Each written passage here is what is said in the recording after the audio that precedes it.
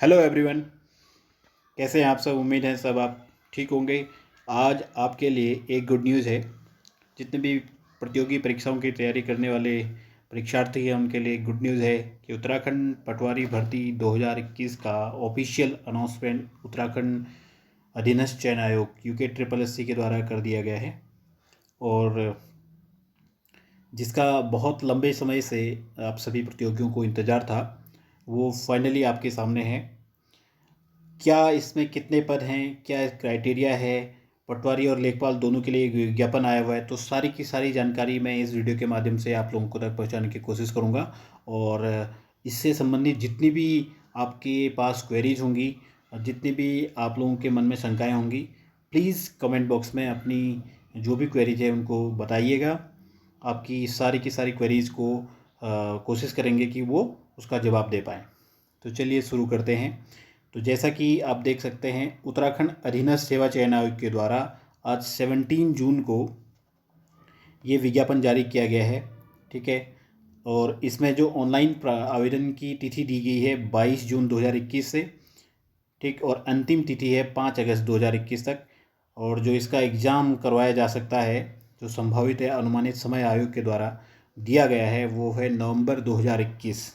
अब देखिए, इसमें कुल 513 पोस्ट इसमें आयोग के द्वारा दी गई हैं, जिसमें से 366 पोस्ट हैं पटवारी के लिए और 147 पद हैं यहाँ पर लेखपाल के लिए। दोनों के लिए थोड़ा सा क्राइटेरिया अलग है। उम्र का क्राइटेरिया अगर हम कहें या फिर फिजिकल की बात करें, तो दोनों में थोड़ा स्लाइट डिफरेंस यहाँ पर आयोग के द्वारा दिया गया है। वो डिफरेंस क्या है उसको भी हम जानने का प्रयास करते हैं। देखिए, अगर हम पटवारी की बात करें तो पटवारी के कुल 366 पद यहाँ पर दिए गए हैं, और 11 जनपदों में ये पटवारी की पोस्ट उत्तराखंड अधीनस्थ चयन आयोग UKSSC के द्वारा यहाँ पर प्रस्तावित की गई हैं। तो 366 पोस्ट यहाँ पर आप लोगों को देखने को मिलेंगी, जिसमें से अलग अलग ज़िलों में अलग अलग ये पोस्ट अगर देख सकते हैं आप। जो सबसे पहले अल्मोड़ा ज़िला है, उसमें टोटल 50 पोस्ट हैं, जिसमें से 31 हैं जनरल के लिए, और बाकी जो भी हमारी कैटेगरीज हैं उनके लिए हैं। फिर दूसरे नंबर पे बागेश्वर में टोटल 18 पोस्ट हैं, और 18 में से बागेश्वर ज़िले में सामान्य वर्ग के लिए 8 पोस्ट हैं। ठीक है। थर्ड नंबर पे चमोली में कुल 26 पोस्ट हैं, जिसमें से 17 पोस्ट जो हैं वो जनरल कैटेगरी के लिए हैं। ठीक, तो इस तरीके से नेक्स्ट अगर अगला ज़िला देखें, तो अगले ज़िले की बात करें तो चंपावत में कुल आपके पास पोस्ट हैं वहाँ पे 23, जिसमें से सामान्य के लिए हैं 14 पोस्ट। नेक्स्ट देहरादून में टोटल 9 वैकेंसीज़ हैं, जिसमें से 5 वैकेंसीज़ जनरल के लिए हैं, सामान्य के लिए हैं। अगली बात करें नैनीताल 27 और 11 इसमें से जनरल के लिए हैं। पौड़ी गढ़वाल में सबसे ज़्यादा 79 वैकेंसीज़ पौड़ी गढ़वाल में हैं, जिसमें से 47 वैकेंसीज़ जनरल कैटेगरी के लिए वहाँ पर हैं। इसके बाद हम देखें पिथौरागढ़ की बात करें अगर, तो उसमें 38 वैकेंसीज़ हैं टोटल, जिसमें से 24 जो हैं जनरल के लिए हैं। नेक्स्ट अगर हम बात करें टिहरी जनपद की, तो टिहरी जनपद में अगर हम बात करें तो यहाँ पर हैं टोटल 45 वैकेंसीज़। ठीक है, तो 45 वैकेंसीज टोटल हैं, जिसमें से 22 वैकेंसी जनरल कैटेगरी के लिए हैं। और अंतिम है उत्तरकाशी, जिसमें टोटल 38 वैकेंसीज़ हैं, और 38 में से 30 vacancies for the general categories. तो इस तरीके से पटवारी के लिए 11 जनपदों की ये वैकेंसीज़ का डिस्ट्रीब्यूशन UKSSC ने किया है। नेक्स्ट आपके लिए इम्पोर्टेंट चीज़ जो है वो है आयु सीमा। देखिए, पटवारी के लिए है 21 से 28 वर्ष, और अभी लेखपाल की हम बात करेंगे तो उसके लिए है 21 से 35 वर्ष। ये क्राइटेरिया है। पटवारी के लिए 28 वर्ष क्राइटेरिया रखा गया है, और लेखपाल के लिए 35 वर्ष तक का क्राइटेरिया रखा गया है जिसमें। और शैक्षिक अर्हता अगर हम देखें तो ग्रेजुएशन मांगा गया है, और नॉर्मल ग्रेजुएशन किसी भी मान्यता प्राप्त शैक्षणिक संस्थान से। शारीरिक दक्षता ये पटवारी के लिए जो कि सबसे इम्पोर्टेंट आपके लिए बनती है।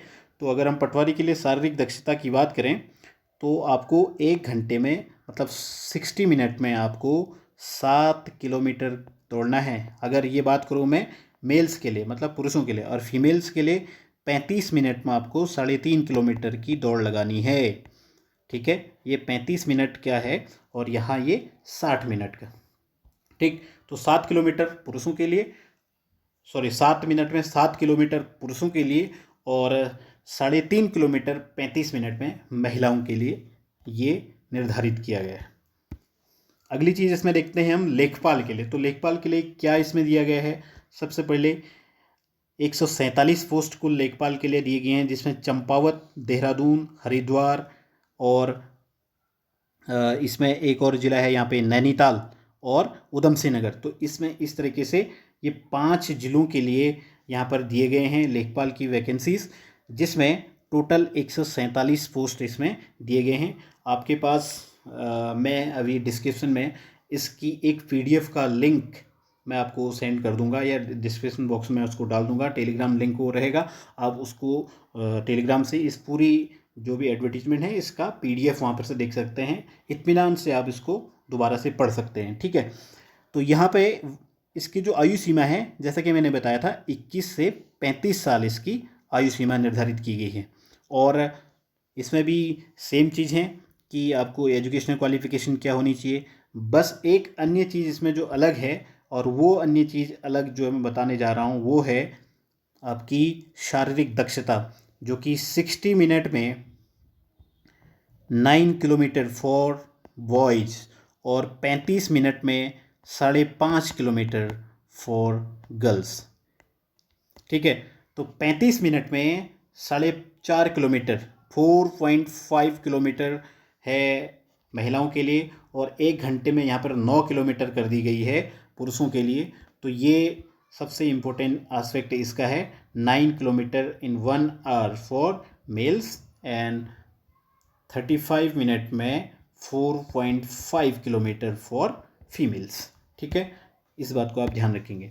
नेक्स्ट जो हम बात करते हैं, देखिए इसमें बाकी सारी चीज़ें आयोग ने दे रखी हैं कि सीधी भर्ती परीक्षा चयन प्रक्रिया क्या रहेगी, कि जो भी पहले शारीरिक दक्षता होगी, शारीरिक मानक परीक्षण होगा, उसके बाद लिखित परीक्षा के आधार पर ये किया जाएगा।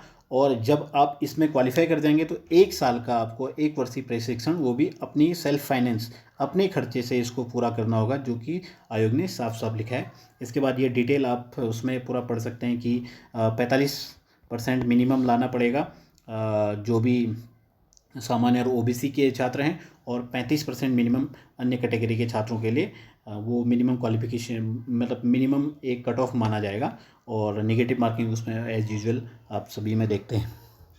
इसके बाद जो अगली इम्पोर्टेंट चीज़ बात करते हैं वो है यहाँ पे आयु की गणना कब तक उसमें रखी जाएगी। तो ये चूँकि 21 वर्ष से 35 वर्ष और 21 वर्ष से 28 वर्ष ये क्राइटेरिया है, तो मिनिमम जो लोअर एज है वो तो 21 साल है। अब देखिए यहाँ पे आयु की गणना जो निश्चयिक तिथि दे रखी है, ये है 1 जुलाई 2020, अर्थात पिछले साल की 1 जुलाई 2020 तक की आयु की जो मतलब एक बैरियर है, ये आयोग ने ये दे रखा है। ठीक है, तो ये सारी चीज़ें इसमें हैं। उसके बाद ये अदर चीज़ें जो भी हैं उसमें जो भी आप उस पूरी PDF में पढ़ सकते हैं।